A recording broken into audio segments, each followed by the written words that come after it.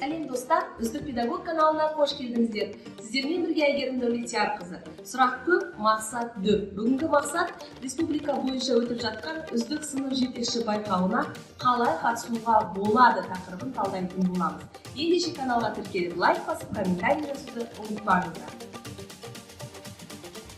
Сіздерге берер кеңесі мынадай. Жалпы барлық мұғалім тәрбие сағатын видео ретінде ұсыну керек екен. Ендеше қиналып жатсаңыздар, менің каналымнан көптеген дүниені ала аласыздар. Ең бірінші видео жасар кезде CapCut деген сияқты жеңіл бағдарламаларға жүгінгендеріңіз дұрыс. Ал егер де компьютермен жасайтын болсаңыз, сіздерге көмекші ретінде Camtasia келеді. Кез келген тәрбие сағатында ұйымдастыру кезеңі мен психологиялық ахуалдың ерекше болғаны әрине тамаша. Сондықтан бұл сұрақтардың да жауабын менің каналымнан көре аласыздар. Бұған мен екі сабақ арнаған едім. Видеоларыңыз ерекше шығу үшін көптеген әріптестер маған жекеге шығып жатады, қалай жасадыңыз деп. Бір ерекше шығудың жолы бір қалам жазып жатқандай болады. Ол үшін қарапайым телефонмен Beneme деген бағдарламаны пайдалануларыңызға әбден болады. Өте жеңіл, 10 параққа дейін тегін жасап ала аласыздар. Одан кейін жазбаларыңыз одан да көп болатын болса, CapCut'тан біріктіріп алуларыңыз әбден болады. Әрі қарай, видеоға байланысты сөз саптаудың да ерекшеліктері ерекше орын алады.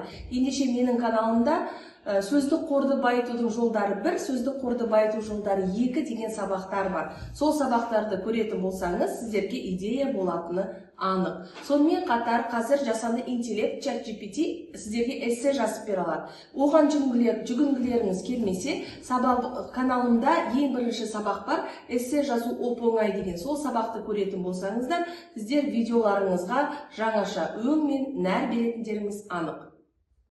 Биылғы оқу жылында жасанды интеллектке ерекше мән беріліп жатыр.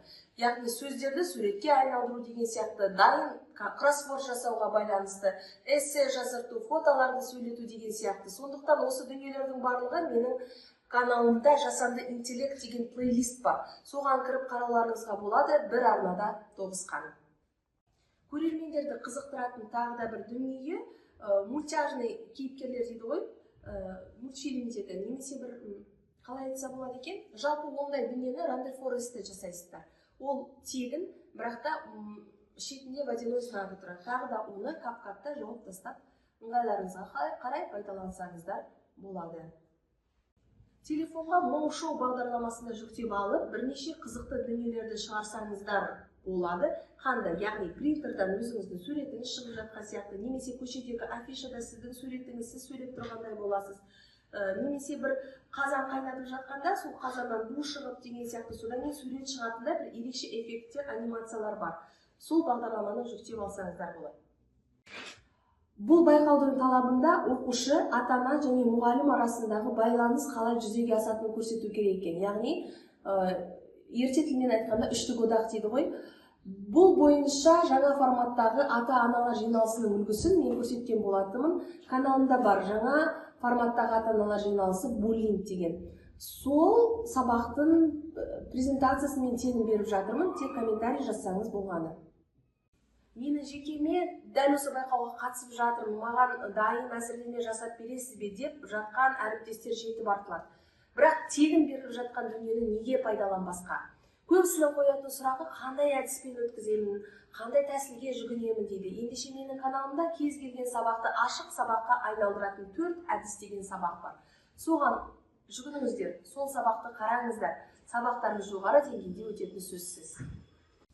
Сіздер мұнаны ескерсеңіздер, біз балаларға кім, не деген сұрақтарды қоюды тоқтатуымыз керек. Қалай, не үшін, неліктен, бұл білімді мен қайда қолданамын, қалай қолданамын, не үшін қолданамын деген сұрақтарға оқушы жауап беретін болса, тұлға болып қалыптасатындары сөзсіз. Ендеше менің сабағымда функционалдық сауаттылықты арттыратын әдіс тәсілдер деген сабақ бар. Сол бейнені көріңіздер. Сонда сіздер ұтатындарыңыз анық. Бір сөзбен айтқанда, барлығын бірдей қамтып, шолып тастау оңай емес.